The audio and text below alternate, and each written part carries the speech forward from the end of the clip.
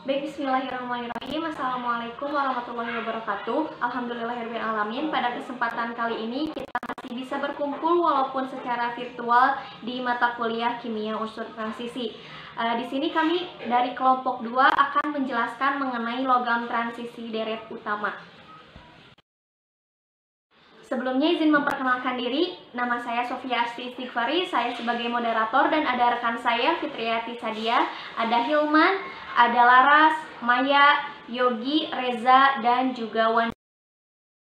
Pada kesempatan kali ini secara garis besar kami akan menjelaskan mengenai logam transisi deret utama atau di blok D atau di periode keempat. Di sini kami akan menjelaskan yang pertama sifat fisik dan kimianya, yang kedua ada karakteristik dan reaktivitasnya, dan yang terakhir ada kegunaan dan aplikasi. Untuk logam transisi yang pertama akan dijelaskan oleh saya, yaitu mengenai skandium. Skandium ini merupakan logam transisi pertama yang ada di periode keempat. Skandium ini memiliki nomor atom 21 dan memiliki warnanya itu putih keperakan. Menurut sejarahnya, skandium ini digolongkan sebagai logam tanah jarang yang ditemukan pada tahun 1879. Selanjutnya mengenai sifat fisik dari skandium. Skandium ini memiliki fasa solid dan penampakannya itu berwarna putih keperakan. Memiliki titik leburnya itu 1814 Kelvin dan titik didihnya 3109 Kelvin. Untuk kalor peleburannya, skandium memiliki 14,1 kJ per mol dan untuk kalor penguapannya 332,1 kJ per mol dan kepadatannya 2,985 gram per cm kubik. Lalu untuk sifat kimia dari skandium ini, yang pertama umumnya skandium ini terdapat dalam senyawa dengan biloxnya plus 3. Kemudian skandium ini bersifat diamagnetik dan skandium ini sangat sulit dipisahkan dari mineralnya. Yang selanjutnya yaitu mengenai karakteristik dan reaktivitas dari skandium. Kita akan bahas dulu mengenai reaktivitasnya. Jadi skandium ini di alam hanya ada sekitar 0,002% dan memiliki reaktivitas yang sangat tinggi yang bersifat isotop radioaktif dengan waktu paruh yang sangat singkat. Kemudian yang kedua, unsur transisi pada umumnya itu memiliki keelektronegatifan yang tinggi dibanding dengan alkali dan juga alkali tanah, begitupun dengan skandium. Kemudian yang selanjutnya adalah karakteristik dari skandium. Yang pertama, skandium ini merupakan logam lunak, ringan, berwarna putih keperakan, namun akan berubah warnanya sedikit menjadi warna kuning atau menjadi warna merah muda ketika terkena dengan udara. Kemudian skandium ini bereaksi dengan banyak asam. Skandium ini memiliki kepadatan yang rendah, namun memiliki titik lebur yang sangat tinggi. Nah, skandium ini tidak dipergunakan secara umum biasanya karena skandium ini memiliki harga yang cukup tinggi. Selanjutnya, oksidasinya itu biasanya berwarna putih, sedangkan garamnya tidak berwarna. Dan yang terakhir, ketika berada dalam suatu senyawa, skandium ini biasanya ada dalam keadaan trivalen atau Sc3+. Dan untuk materi yang terakhir yaitu mengenai kegunaan dan aplikasi dari skandium. Yang pertama, skandium ini digunakan dalam paduan aluminium skandium untuk komponen industri aerospace dan juga untuk peralatan olahraga seperti dalam sepeda, kemudian tongkat bisbol dan juga tongkat golf.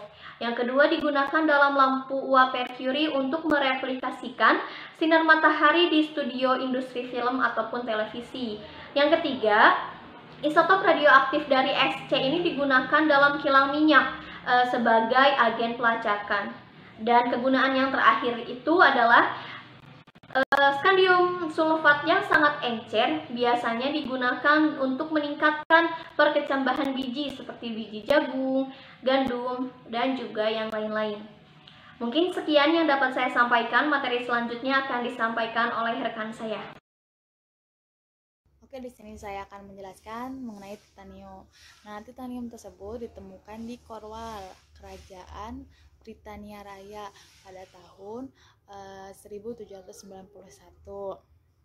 oleh William Burger dari Inggris.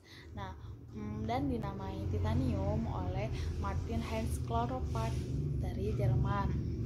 Nah, titanium juga ditemukan di abu batu bara, tanaman, dan dalam tubuh manusia juga ada titanium. Nah, titanium tersebut merupakan unsur ke-9 terbanyak di kerak bumi, yaitu 0,69% masanya. Seperti itu. Nah, selanjutnya sifat fisika dari titanium. Nah, sifat fisika dari titanium yaitu titanium terletak di golongan keempat, blok D dan periode keempat, serta mempunyai massa atom 47,867. Nah, titanium tersebut termasuk logam transisi dengan konfigurasi elektron Ar3d pangkat 2, 4s pangkat 2, dan konfigurasi kulit atau subkulitnya yaitu 2810 2.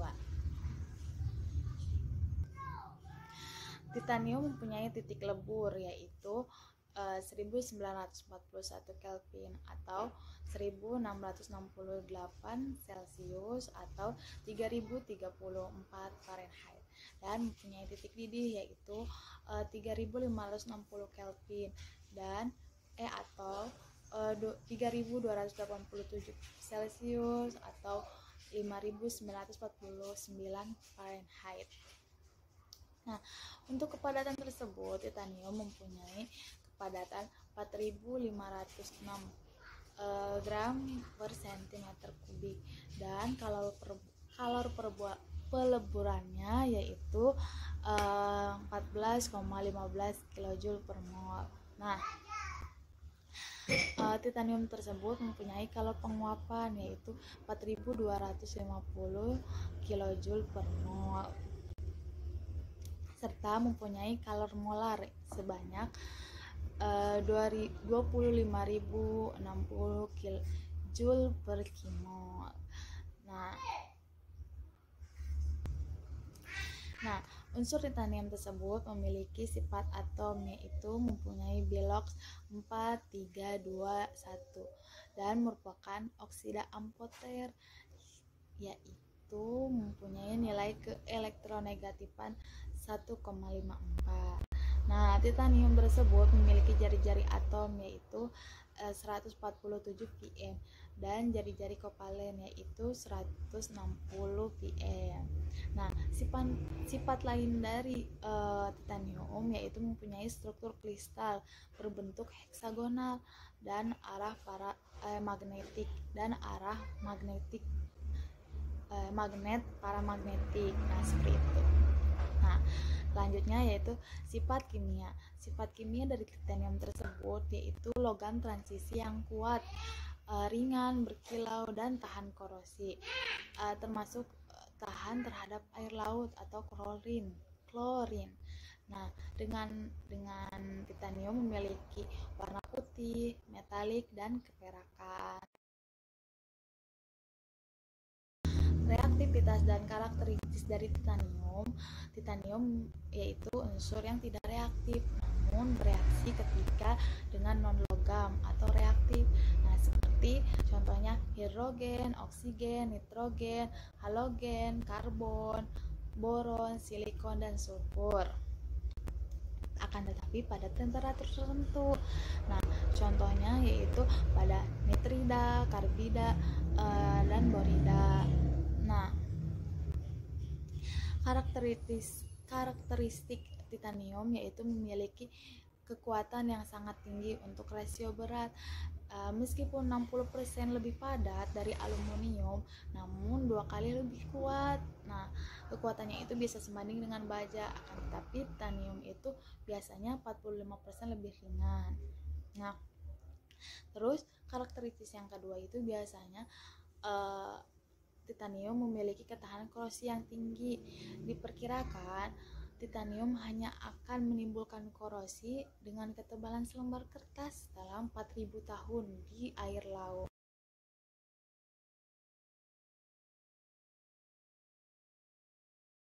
Oke, kegunaan dan aplikasi titanium.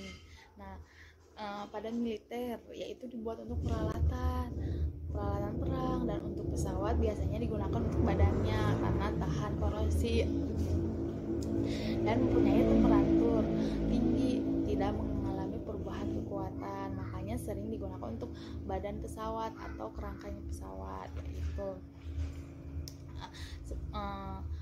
Terus yang kedua itu di bidang industri, biasanya kegunaan atau aplikasinya itu biasanya digunakan untuk mesin pemindahan panas dan bejana bertekanan tinggi seperti pipa-pipa yang tahan korosi. Penggunaan titanium ini dalam produk konsumen biasanya digunakan untuk raket, tenis, klip golf, sepeda, peralatan laboratorium, jam tangan, cincin kawin, pancingan, dan komputer atau laptop, dan masih banyak kegunaannya lagi. Mungkin hanya itu dari saya, silahkan. Terima kasih. Baik, untuk selanjutnya itu ada unsur vanadium yang akan dijelaskan oleh Fitri. Nah, yang pertama ini ada sifat fisika dari unsur vanadium itu sendiri ya.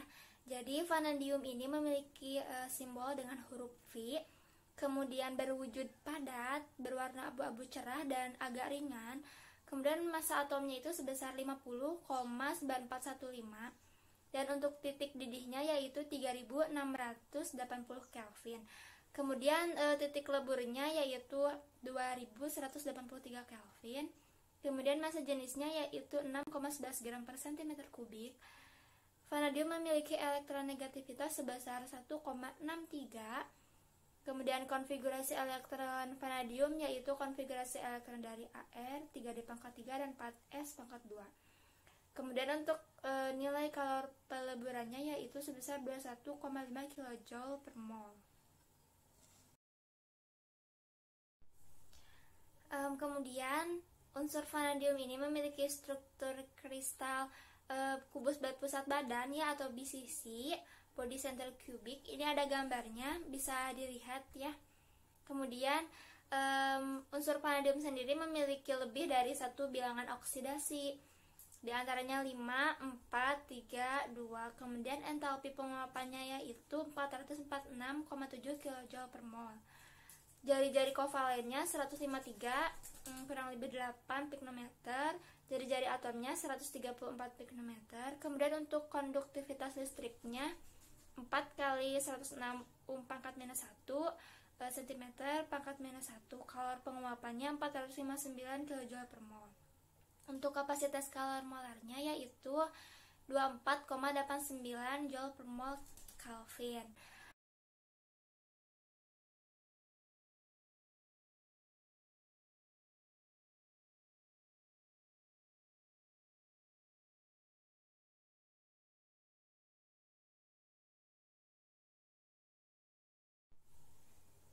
Nah, selanjutnya ada sifat kimia dari vanadium. Jadi vanadium ini tahan terhadap korosi karena memiliki lapisan pelindung oksida di permukaannya. Kemudian vanadium memiliki bilangan oksidasi lebih dari 1, itu seperti yang sudah disebutkan ya sebelumnya. Kemudian bilangan oksidasi yang paling stabil yaitu plus 4. Nah, untuk tingkat oksidasi yang paling umum dari vanadium itu adalah plus 3. Vanadium membutuhkan energi yang lebih besar untuk melepaskan elektron-elektronnya karena jumlah elektron di subkulit D-nya itu tergolong banyak. Kemudian vanadium sendiri memiliki elektron yang tidak berpasangan dalam orbital-orbital di subkulit D-nya. Nah, hal ini menyebabkan unsur ini mudah tertarik ke medan magnet luar. Sehingga vanadium ini termasuk paramagnetik ya, yaitu sifat suatu zat di mana zat tersebut mempunyai setidaknya satu elektron yang tidak berpasangan. Nah, selanjutnya ada reaktivitas dari unsur vanadium. Jadi pada tingkat oksidasi yang tinggi atau plus 4 ke atas, vanadium ini tidak lagi membentuk ion sederhana, tetapi vanadium akan membentuk sinyal kovalen atau ion poliatom.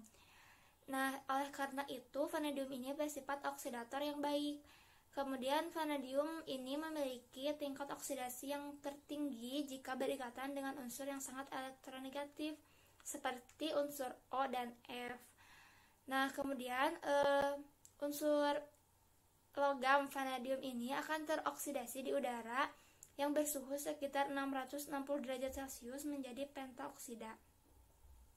Kemudian bila vanadium dipanaskan dalam gas H2 tanpa gas lain pada suhu 110 derajat Celcius, itu akan membentuk vanadium hidrida yang stabil. Nah, kemudian logam ini juga reaktif dalam keadaan dingin. Kemudian jika dipanaskan akan membentuk V2O yang berwarna coklat. Kemudian bila dipanaskan terus akan membentuk V2O3 yang berwarna hitam. Kemudian V2O4 yang berwarna biru, dan akhirnya V2O5 yang berwarna orange.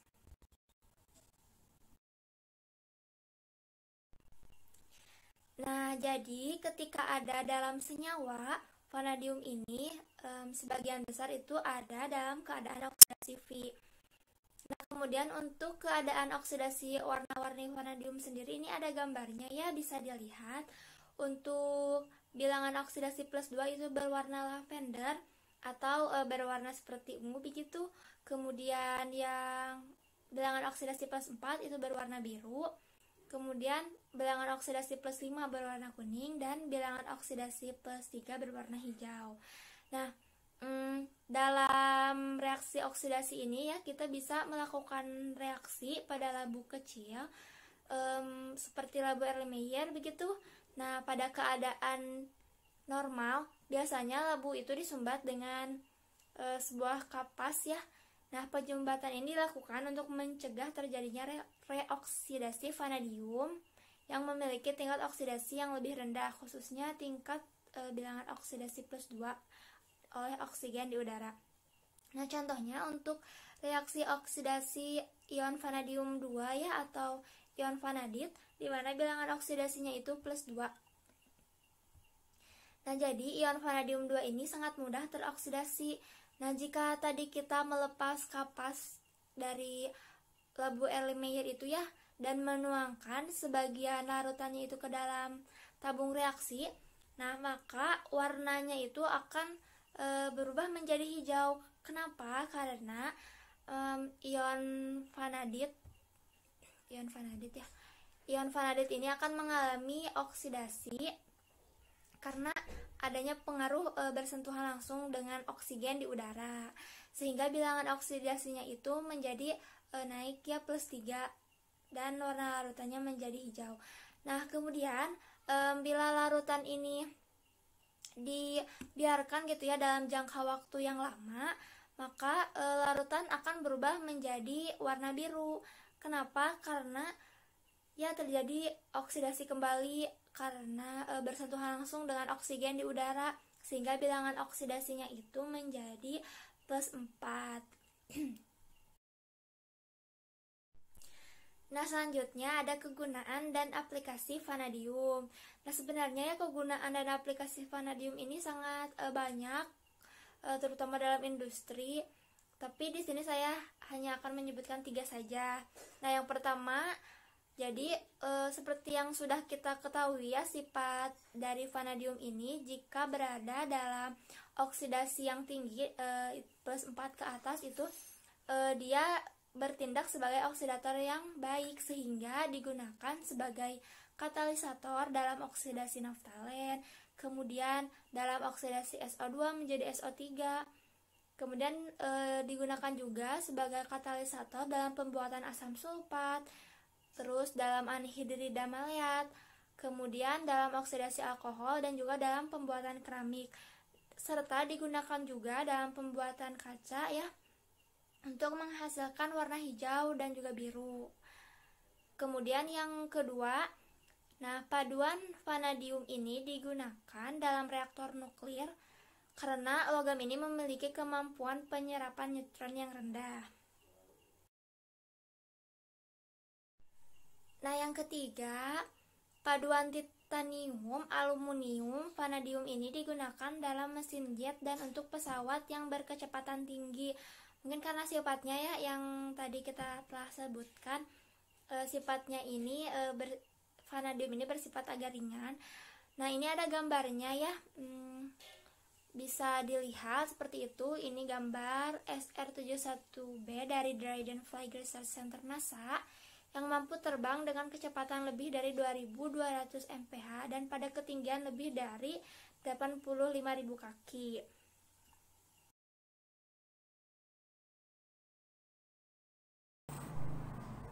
Ya, selanjutnya adalah materi tentang kromium. Nah, yang pertama kita akan membahas tentang sifat fisik dan sifat kimia dari kromium. Sifat fisik dari kromium ini berwarna abu-abu. Terus kromium ini mudah pecah dan mengkilap. Terus titik didih dari kromium itu berada di 2462 derajat Celcius dan titik lelehnya berada di 1900 derajat Celcius.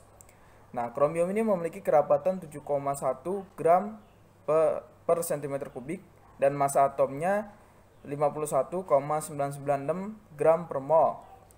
Dan kromium memiliki memiliki nomor atom 24.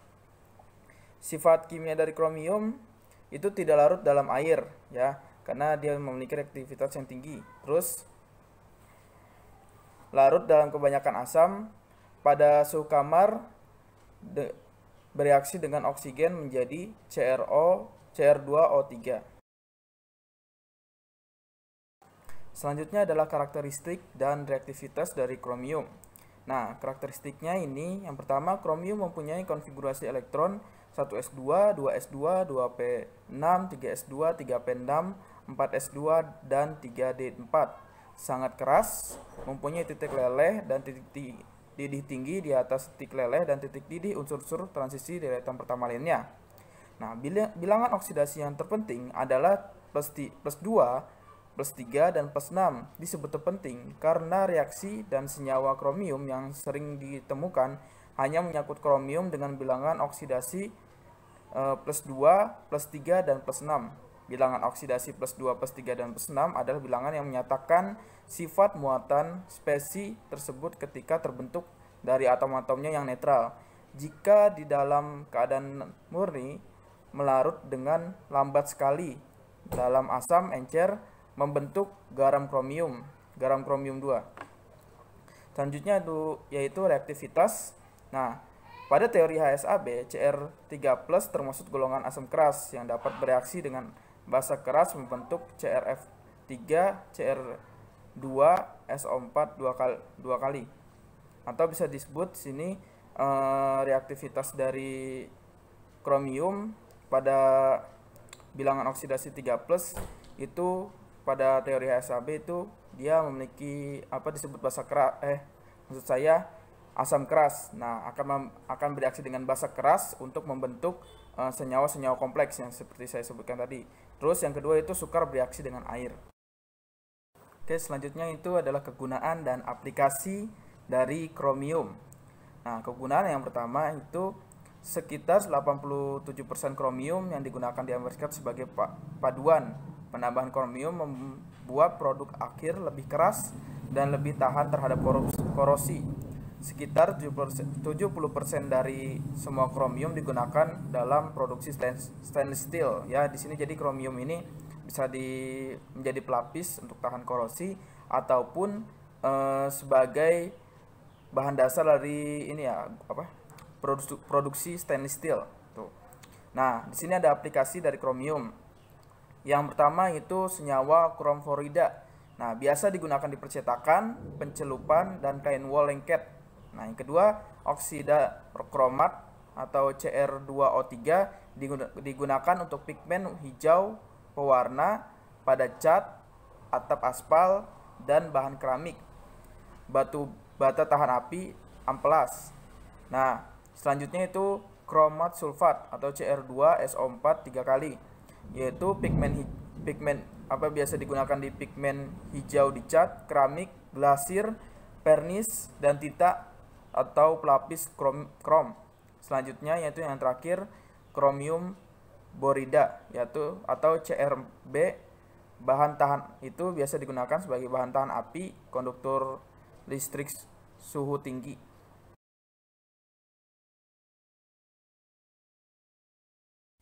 Bismillahirrahmanirrahim. Baik, untuk selanjutnya ada materi mengenai unsur mangan. Untuk pembahasan yang pertama ada sifat fisik dan sifat kimia dari unsur mangan. Oke. Untuk sifat fisiknya sendiri, unsur mangan ini berwarna putih keabu-abuan atau perak metalik, berfasa solid, bersifat keras tapi rapuh. Nah, untuk titik leburnya itu 1246 derajat Celcius dan titik didihnya 2061 derajat Celcius. Untuk massa jenis yang dimiliki unsur mangan pada suhu kamar atau suhu rentan 20-25 derajat Celcius itu 7,21 gram per cm kubik. Sedangkan massa jenis cair pada titik leburnya itu sebesar 5,95 gram per cm kubik. Untuk sifat kimia dari unsur mangan ini, yang pertama, unsur mangan memiliki massa atom 54,938 gram per mol dengan elektronegativitas 1,55 dan secara kimiawi unsur mangan ini bersifat reaktif dan secara perlahan-lahan akan terurai dengan air dingin. Unsur mangan ini memiliki keadaan oksidasi yang bervariasi. Tingkat oksidasinya lebih dari 1, diantaranya ada +2, +3, +4, +5, dan +7. Di antara tingkatan oksidasi yang dimiliki oleh unsur mangan, yang paling stabil yaitu di +2. Hal ini bisa kita kaitkan dengan konfigurasi elektron yang dimilikinya, yaitu memiliki di orbital D itu terisi setengah penuh atau 3D5. Dengan banyaknya variasi tingkat oksidasi yang dimiliki oleh unsur mangan, oleh karena itu sifat terpenting pada unsur mangan ini berkenaan dengan reaksi redoks. Semakin besar nilai potensial reduksi yang dimiliki unsur mangan, maka semakin mudah reaksi reduksi berlangsung. Artinya, unsur mangan ini bertindak sebagai oksidator. Nah, untuk sifat kimia selanjutnya itu, unsur mangan sulit mencair dan mudah teroksidasi. Baik, untuk selanjutnya ada penjelasan masih mengenai sifat kimia dari unsur mangan. Bisa dilihat di sini ada beberapa reaksi yang terjadi antara unsur mangan. Yang pertama itu reaksi dengan air. Unsur mangan ketika bereaksi dengan air akan menghasilkan MnOH2 atau mangan 2 hidroksida plus H2. Selanjutnya ada reaksi dengan udara, ada dengan oksigen dan nitrogen, bisa dilihat untuk persamaan reaksinya. Selanjutnya ada reaksi dengan halogen, Mn plus X2, di mana X ini itu unsur halogen, bisa Cl, Br, F, atau I, menghasilkan MnX2. Nah, selain bereaksi membentuk MnF2 dengan unsur F ini, Mn juga akan menghasilkan mangan 3 fluorida. Bisa dilihat di situ contohnya 2Mn plus 3F2 menghasilkan 2MnF3.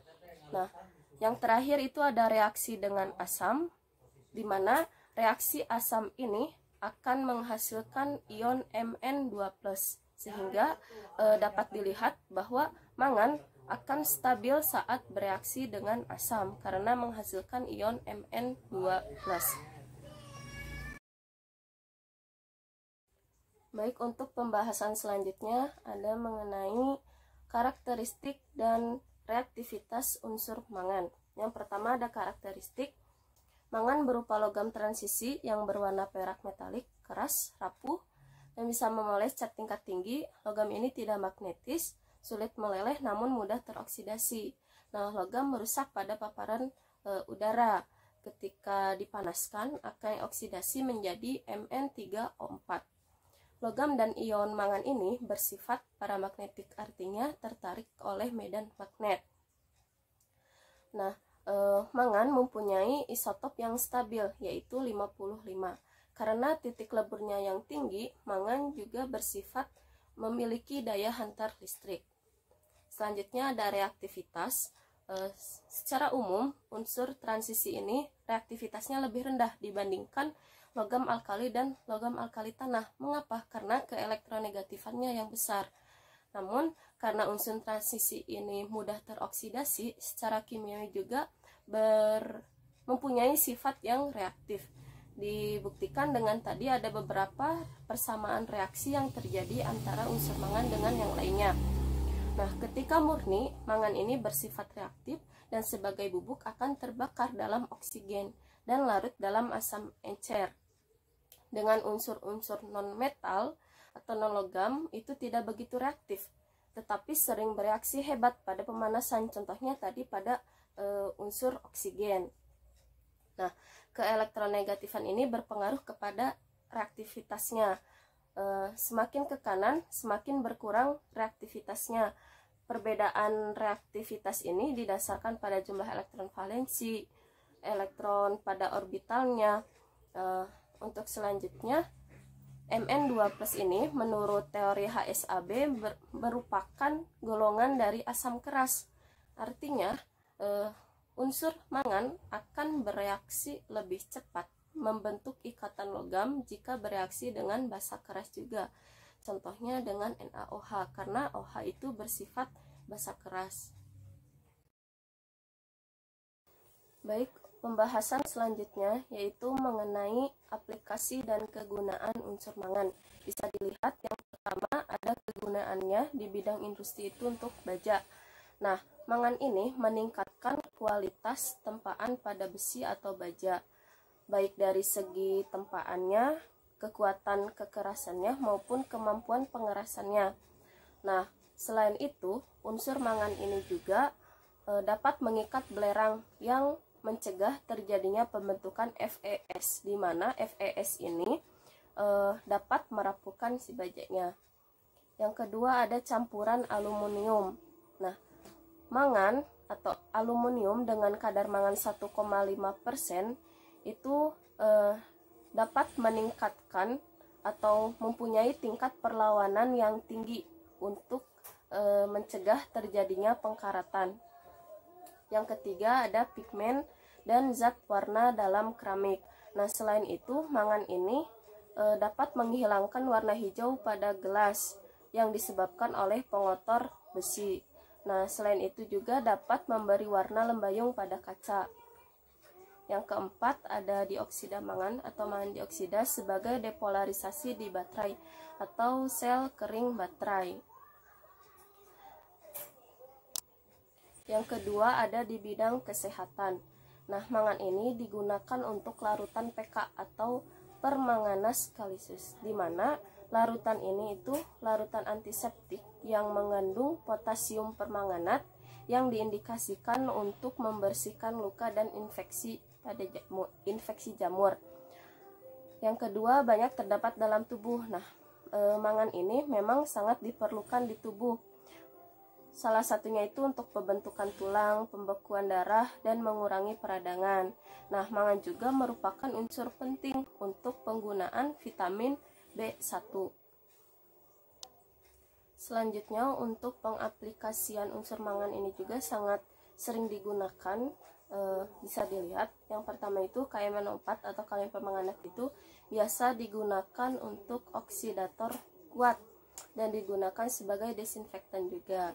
Nah, KMNO4 agen pengoksidasi dalam kimia organik. Terus selain itu ada juga MnO2 untuk oksidasi dari benzoilik alkohol. Selanjutnya ada MnO4 sebagai reagen dalam kimia organik. Terus mangan oksida digunakan oleh keramik dan pupuk seperti yang tadi yang telah disebutkan. Yang terakhir ada mangan karbonat sebagai material awal untuk membuat senyawa mangan lainnya.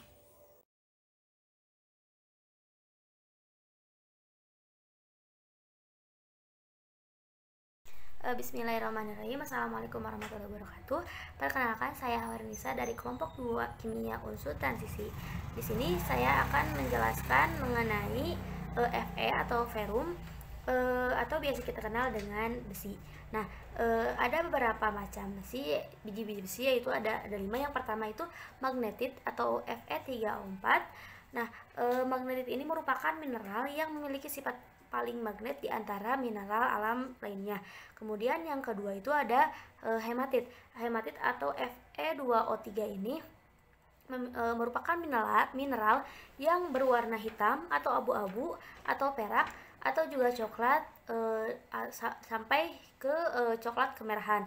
Kemudian ada pirit atau FeS2, dia memiliki kilauan dan rona kekuningan, berwarna pucat dan hampir mirip dengan emas, sehingga pirit ini sering disebut dengan full gold. Kemudian ada siderit atau FeCO3, termasuk kelompok kalsit mineral. Dan yang terakhir ada limonit atau 2Fe2O3 3H2O. Kemudian di sini saya akan menjelaskan mengenai sifat fisik dari Fe. Yang pertama itu pada suhu kamar Fe ini berpasakan padatan. Dia mengkilap dan berwarna keabu-abuan. Yang kedua itu Fe merupakan logam ferromagnetik karena memiliki elektron tidak berpasangan. Ada 4 elektron tidak berpasangan pada orbital D. Kemudian yang ketiga itu Fe merupakan penghantar panas yang baik. Yang keempat, kation logam Fe ini berwarna hijau atau Fe2+ dan berwarna jingga atau Fe3+. Hal ini disebabkan karena elektron tidak berpasangan dan energi orbital yang tidak jauh berbeda. Akibatnya elektron mudah tereksitasi ke tingkat energi lebih rendah, menimbulkan warna tertentu. Dan yang terakhir yaitu besi ini bersifat keras dan kuat. Selanjutnya yaitu mengenai sifat kimia dari Fe atau besi. Yang pertama, Fe ini memiliki sifat elektropositif, yaitu mudah melepaskan elektron, sehingga pada bilangan oksidasi dari Fe bernilai positif.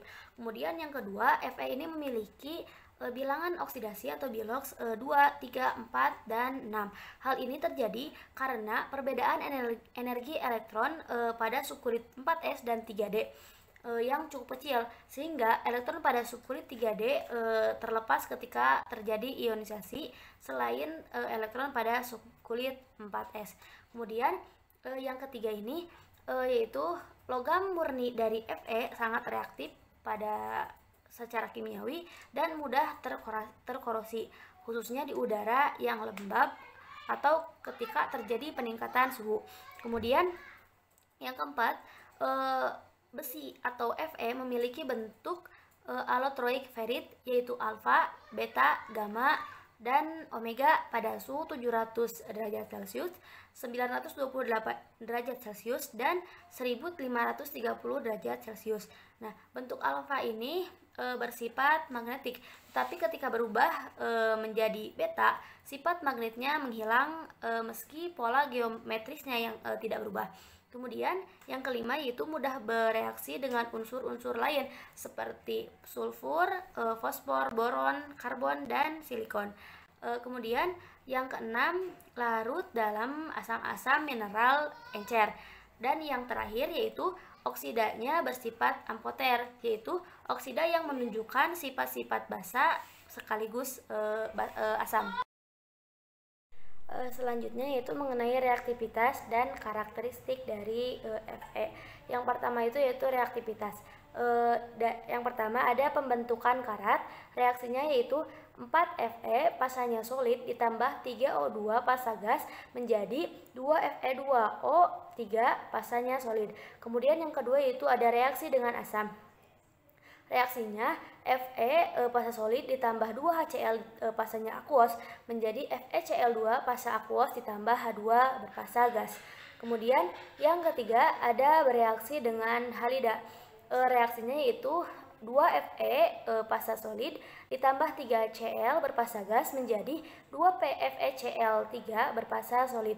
Dan yang terakhir yaitu reaksi dengan uap air panas. Nah, Fe plus uap atau uap air panas atau storm akan menghasilkan H2.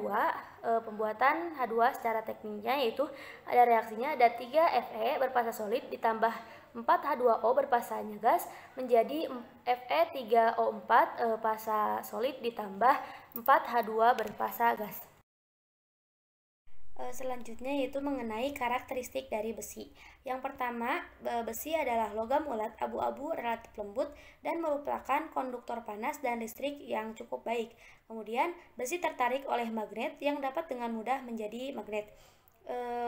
Selanjutnya yaitu logam murni besi secara kimia sangat reaktif dan mudah berkarat di udara lembab, kemudian membentuk oksida merah coklat. Yang ke nomor 4 yaitu ada 3 bentuk besi alotropik yang dikenal dengan alfa, gamma, dan beta, delta. Kemudian yang kelima yaitu besi alfa, juga dikenal dengan ferrit, adalah bentuk stabil besi pada suhu normal. Untuk pembahasan yang selanjutnya yaitu mengenai kegunaan dan aplikasi dari Fe atau besi. Nah, aplikasi ini ada 2, yaitu yang pertama ada di laboratorium dan di industri. Sedangkan kegunaannya yaitu yang pertama dari bidang industri dulu. Yang pertama itu logam besi digunakan untuk membuat konstruksi jembatan, badan kendaraan, rel jalan kereta api, dan konstruksi bangunan lainnya. Yang kedua itu stainless steel digunakan untuk membuat peralatan industri, peralatan rumah tangga, dan komponen kendaraan bermotor.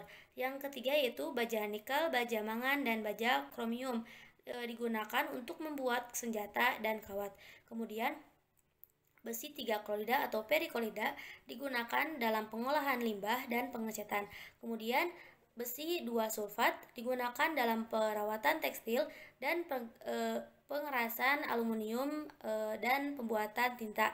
Kemudian ada besi 2 oksida atau FeO digunakan sebagai pewarna tegel atau ubin.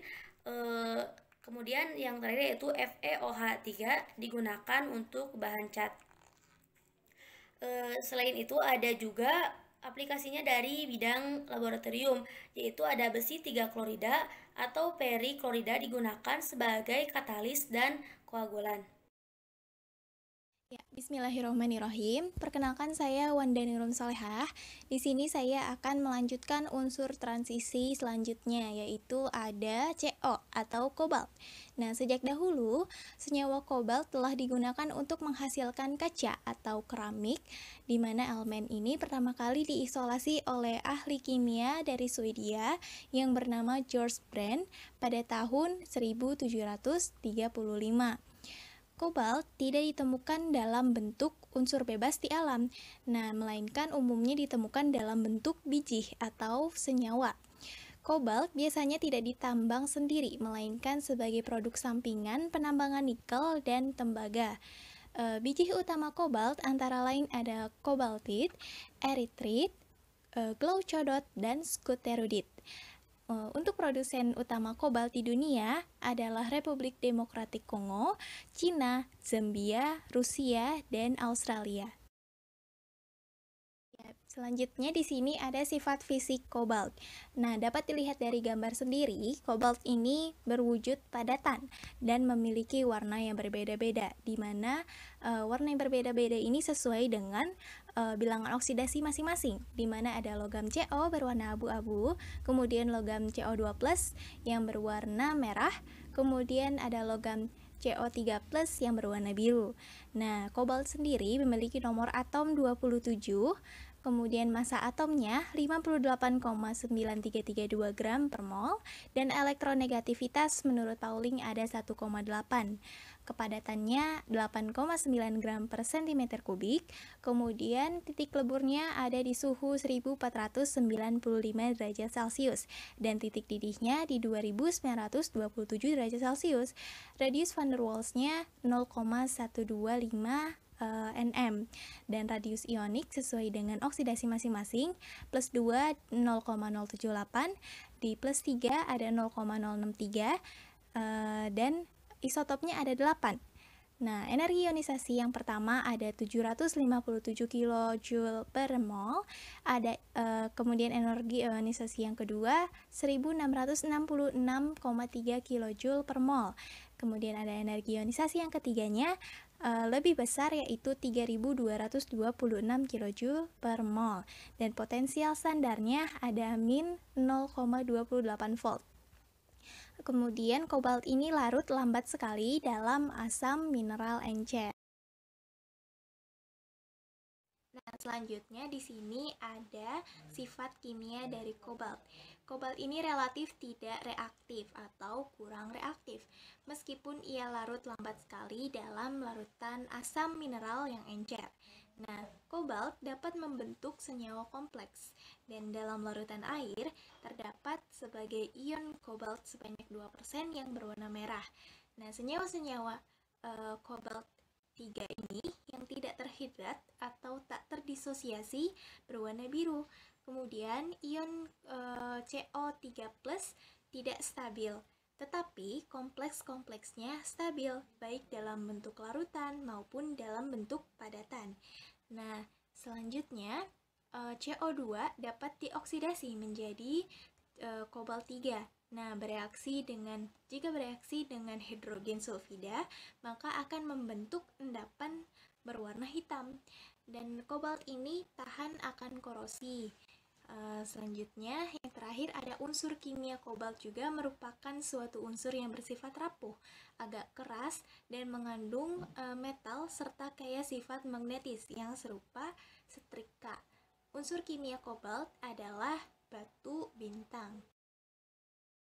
Ini ada reaktivitas dan karakteristik dari kobalt. Kobalt adalah logam yang berwarna kebiru-biruan, yang berkilau, keras, dan rapuh. Logam ini bersifat feromagnetik. Logam aktif secara kimiawi membentuk banyak senyawa. Kobalt tetap bersifat magnet pada suhu tertinggi dari semua elemen magnetik lainnya. Kemudian unsur kobalt di alam selalu didapatkan bergabung dengan nikel dan biasanya dengan arsenik. Mineral kobalt terpenting antara lain ada smaltit, kemudian kobaltit, dan lemasit. Nah, sumber utama kobalt disebut species, yang merupakan sisa dalam peleburan buih arsen dari Ni, Cu, dan Pb. Nah, di dalam kotak ini ada reaktivitas dari kobalt. Yang pertama ada diproduksi ketika hidroksi hujan yang akan timbul hipoklorit sodium. Nah, berikut di bawah ini ada reaksinya, di mana trihidroksid yang dihasilkan kemudian dipanaskan untuk membentuk oksida dan kemudian ditambah dengan karbon, sehingga terbentuklah unsur kobalt metal. Berikut reaksinya. Nah, reaktivitas yang kedua ini, kobalt di alam diperoleh sebagai biji, smaltit, dan kobaltit, yang biasanya berasosiasi dengan Ni dan Cu. Untuk pengolahan biji kobalt dilakukan sebagai berikut. Yang pertama ada pemanggangan. Nah, zat-zat lain seperti Bi2O3 dan PbO diendapkan dengan gas H2S. Nah, pada penambahan CaCO3 dengan pemanasan akan diendapkan As dan Fe sebagai karbonat. Dengan penyaringan akan diperoleh CoCl3. Gambaran lat pencuci mengubah CoCl3 menjadi CaCO3. Selanjutnya, CaCO3 ini direduksi dengan gas hidrogen menurut reaksi. Nah, yang terakhir ada kegunaan dan aplikasi dari kobalt. Kobalt dapat digunakan dalam berbagai paduan logam, pada media perekaman magnetik, sebagai katalis untuk minyak bumi dan industri kimia, serta sebagai agen pengering untuk cat dan tinta. Nah, yang kedua ada kobalt biru, merupakan bagian penting dari berbagai barang kerajinan seperti porselen, tembikar, kaca patri, ubin, dan perhiasan enamel. Yang ketiga, isotop radioaktif kobalt -60 digunakan dalam perawatan medis dan juga untuk meradiasi makanan sebagai proses pengawetan. Nah, selain itu, kobalt juga bermanfaat dalam pengobatan anemia bagi wanita hamil karena mampu merangsang produksi sel darah merah. Kobalt juga digunakan pada paduan untuk berbagai mesin pesawat terbang. Nah, dan paduan dengan penggunaan bahan tahan korosi atau keausan. Kobalt banyak digunakan pada baterai dan elektroplating. Nah, garam kobalt digunakan untuk membuat warna biru dan hijau pada kaca dan keramik. Radioaktif kobalt 60 ini digunakan dalam pengobatan kanker juga. Dan kobalt sangat penting bagi banyak makhluk hidup dan merupakan komponen vitamin dari B12. Kemudian, kobalt juga digunakan dalam magnet permanen samarium kobalt. Dan yang terakhir, kobalt dimanfaatkan untuk pada pick up gitar dan motor kecepatan tinggi.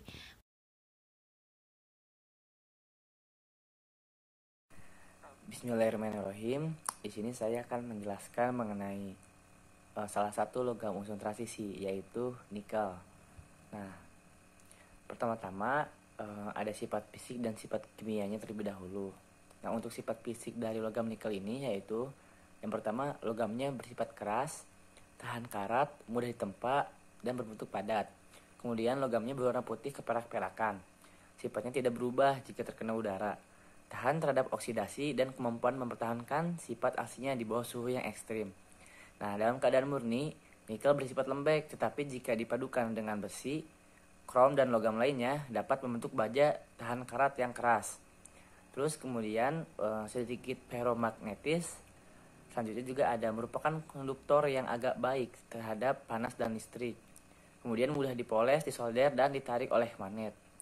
Kemudian untuk selanjutnya yaitu ada sifat kimia. Sifat kimianya yaitu pada suhu kamar bereaksi lambat dengan udara. Nah, bereaksi dengan Cl2 membentuk NiCl2. Kemudian larut dalam NO3 dan aqua regia. Kemudian nikel juga bereaksi dengan H2S menghasilkan endapan hitam sedikit larut. Untuk nikel sendiri tidak bereaksi dengan basa alkali dan tidak larut dalam air maupun amoniak. Baik, selanjutnya itu ada reaktivitas dan karakteristik. Pertama yaitu ada karakteristik terlebih dahulu. Nah, untuk logam nikel ini bersimbol Ni, nomor atom yaitu 28, termasuk golongan 8B, periode 4, blok D. Untuk bentuk struktur kristalnya yaitu FCC, mempunyai massa atom standar 58,6934 gram per mol. Konfigurasi elektronnya itu Ar 4s2 3d8. Untuk jumlah elektron tiap kulit yaitu 2, 8, 16, 2. Massa jenis mendekati suhu kamar yaitu 8,908 gram per cm kubik. Kemudian massa jenis cairan pada titik leleh yaitu 7,81 gram per cm kubik. Ni ini memiliki titik lebur yaitu 1728 Kelvin atau 1455 derajat Celcius, bisa juga 2651 derajat Fahrenheit. Nah, untuk titik didihnya yaitu 3186 Kelvin atau 2913 derajat Celcius atau juga 5275 derajat Fahrenheit. Kalor per bulannya yaitu 17,48 kJ per mol. Kemudian kalor penguapannya 377,5 kJ per mol. Kemudian untuk kapasitas salurnya yaitu 26,07 Joule per mol per kali. Selanjutnya yaitu reaktivitas. Nah, logam Ni ini jika dibakar akan bereaksi dengan cepat membentuk NiO. Nah, untuk persamaan reaksinya yaitu 2 Ni berfasa solid ditambah O2 berfasa gas akan menghasilkan 2 NiO berfasa solid. Kemudian Ni juga dapat bereaksi dengan Cl2 membentuk NiCl2. Nah, untuk persamaan reaksinya yaitu Ni solid ditambah Cl2 gas akan membentuk NiCl2 berfasa solid. Kemudian Ni juga dapat bereaksi dengan H2S menghasilkan endapan hitam sedikit larut. Nah, untuk persamaan reaksinya yaitu Ni solid ditambah 2H2S berfasa gas akan menjadi NiS2 berfasa solid ditambah H2 gas. Nah, untuk selanjutnya ada kegunaan dan aplikasi dari logam Ni itu sendiri. Nah, yang pertama ada kegunaan logam nikel atau logam Ni. Yang pertama untuk skala industri. Nah, nikel ini digunakan dalam produk-produk industri dan konsumen seperti stainless steel, magnet, mata uang, baterai isi ulang, string gitar listrik, dan alloy khusus. Nah, Nah, nikel juga digunakan secara besar untuk membuat ruangan bersenjata karat yang berada di bank, serta untuk melapisi senjata. Nah, untuk skala laboratoriumnya, nikel yang sangat halus digunakan sebagai katalis untuk menghidrogenisasi minyak sayur, menjadikannya berbentuk padat. Baik, untuk selanjutnya yaitu ada aplikasi penggunaan nikel.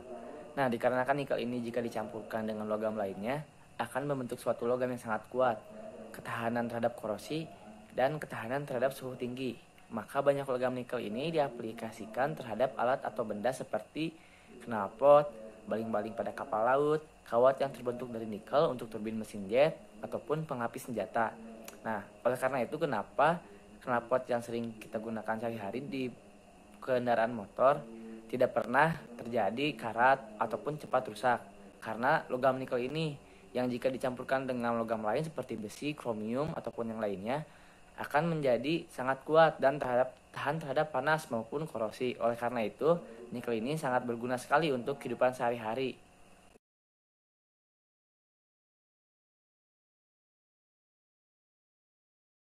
Nah, selanjutnya yaitu mengenai unsur tembaga. Unsur tembaga ini memiliki lambang yaitu Cu, di mana Cu ini berasal dari kata Caperm, jadi Cu.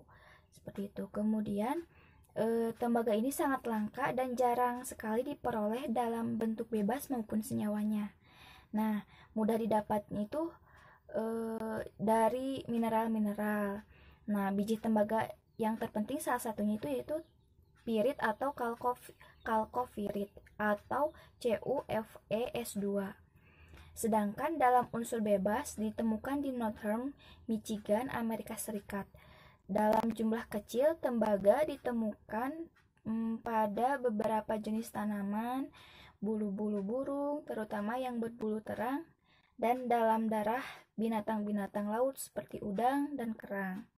Kemudian, penggunaan tembaga ini dalam bentuk logamnya ini dapat dipadukan dalam bentuk kuningan, terus perunggu, serta campuran emas dan perak.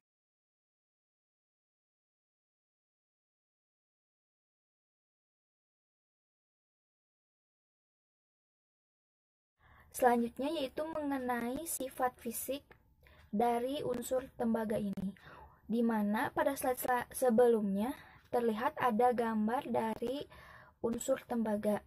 Nah, unsur tembaga itu memiliki warna kemerahan dengan nomor atom yaitu 29 dan nomor masanya itu 63,54 gram per mol. Nah, unsur tembaga ini merupakan unsur logam, di mana warna lainnya itu dapat berbentuk logam kuning, terus berwarna biru jika ionnya itu memiliki muatan 2 positif. Kemudian berwarna hijau jika di dalam senyawa tembaga 2 klorida. Nah, kemudian tembaga ini memiliki konfigurasi elektron yaitu 3d10 4s1.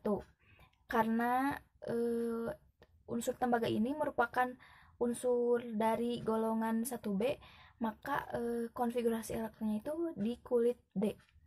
Nah, kemudian titik lelehnya itu sekitar 1803 derajat Celcius dan titik leburnya itu pada titik didihnya itu pada 2570 derajat Celcius. Dengan massa jenisnya itu pada suhu 20 derajat Celcius yaitu 8,95. Kemudian memiliki elektronegatif 1,9 dan biloxnya itu dapat berupa positif 1 atau positif 2. Namun yang lebih stabil itu pada positif 2.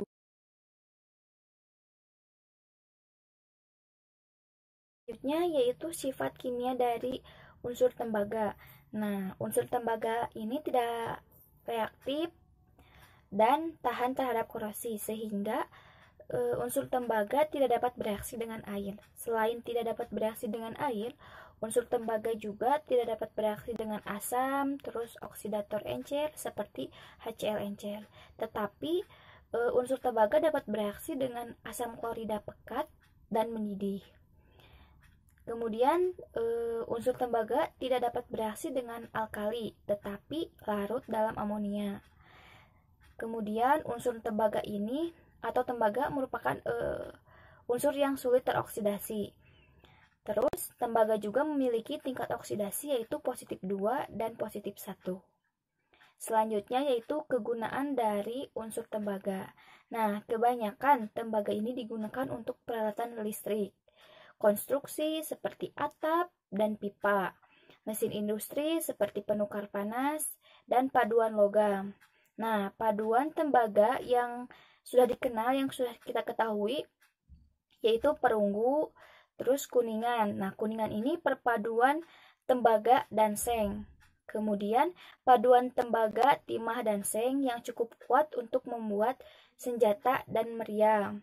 Kemudian, paduan tembaga dan nikel yang dikenal sebagai cupronikel dan digunakan sebagai pembuat mata uang logam. Kemudian, tembaga ideal digunakan sebagai kabel jaringan listrik karena mudah ditangani dan dapat ditarik menjadi kawat halus dan memiliki konduktivitas listrik yang sangat tinggi. Selain itu, senyawa tembaga juga dapat digunakan dalam kimia analitik dan penjernihan air sebagai unsur dalam insektisida, cat, obat-obatan, dan pigmen. Kegunaan biologis untuk runtutan dalam organisme hidup dan merupakan unsur penting dalam darah binatang yang berkulit keras. Selanjutnya yaitu mengenai reaktivitas unsur tembaga. Telah diketahui pada slide sebelumnya bahwa reaktivitas tembaga itu relatif tidak reaktif. Kemudian tahan terhadap korosi, sulit bereaksi dengan air, dan sulit bereaksi dengan asam, oksidator encer, seperti itu. Namun tembaga ini memiliki keistimewaan. Pada suhu 300 derajat Celcius, tembaga dapat bereaksi dengan oksigen dan akan membentuk tembaga satu oksida dengan berwarna hitam.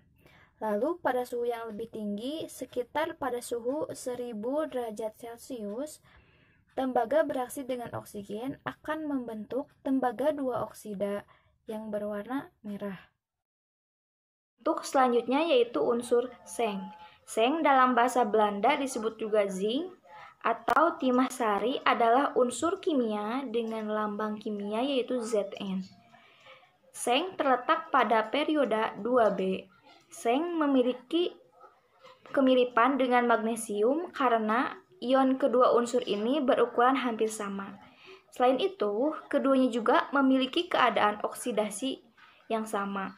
Seng merupakan unsur yang paling melimpah ke-24 di kerak bumi, yang memiliki 5 isotop stabil. Biji seng yang paling banyak ditambang adalah seng sulfida. Seng merupakan zat mineral esensial yang paling penting, yang sangat penting bagi tubuh. Selanjutnya yaitu mengenai sifat fisik dari unsur seng. Seng merupakan logam yang berwarna putih kebiruan, berkilau, dan bersifat diamagnetik. Walaupun demikian, kebanyakan seng mutu komersial tidak berkilau. Seng sedikit kurang padat daripada besi dan berstruktur kristal heksagonal.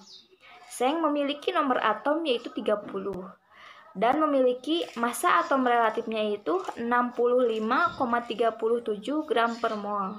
Dengan titik didihnya yaitu 1180 Kelvin dan titik leburnya yaitu 692,68 Kelvin. Dengan massa jenisnya yaitu 7,14 gram per mililiter. Kemudian memiliki elektronegativitas yaitu 1,65 dan jari-jari atom 135 ppm. Selanjutnya yaitu mengenai sifat kimia dari unsur seng. Seng merupakan reduktor kuat, kemudian permukaan logam seng murni dapat mengusam yang akan membentuk seng karbonat jika berkontak dengan karbon dioksida. Selanjutnya, seng yang dibakar akan menghasilkan lidah api berwarna hijau atau kebiruan dan mengeluarkan asap seng oksida. Selanjutnya, seng dapat bereaksi dengan asam. Kegunaan dari seng. Seng biasanya digunakan untuk lapisan pelindung besi, baja dari korosi. Kemudian, sel juga digunakan dalam baterai sel kering. Nah, digunakannya itu untuk seperti dalam remote control, seperti itu. Kemudian, dalam bentuk gulungan digunakan produk koin, terus bagian penghantar listrik kecil. Selanjutnya digunakan sebagai campuran antara tembaga dan seng. Digunakan ini untuk pembuatan kuningan. Selanjutnya mengenai reaktivitas unsur seng. Seng merupakan unsur yang cukup reaktif dan merupakan reduktor kuat. Seng memiliki konfigurasi elektron yaitu 3d10 4s2. Kemudian jika dibakar dapat menghasilkan lidah api berwarna hijau, kebiruan, dan menghasilkan seng oksida. Kemudian juga dapat bereaksi dengan asam, basa, non-logam lainnya. Selanjutnya, permukaan logam seng murni akan mudah mengusam, dan jika berkontak dengan karbon dioksida akan menghasilkan lapisan seng karbonat. Sekian yang dapat kelompok 2 sampaikan. Mohon maaf bila masih banyak kekurangan dan kesalahan dalam penyampaian materi.